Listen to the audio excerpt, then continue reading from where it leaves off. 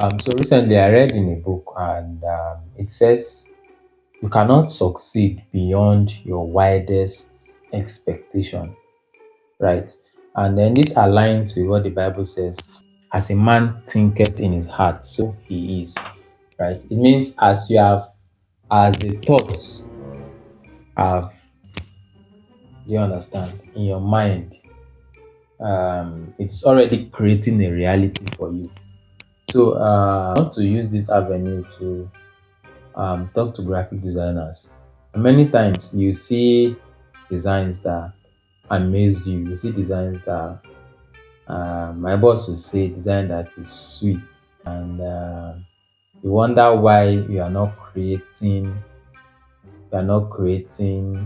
what is nice or what is sweet.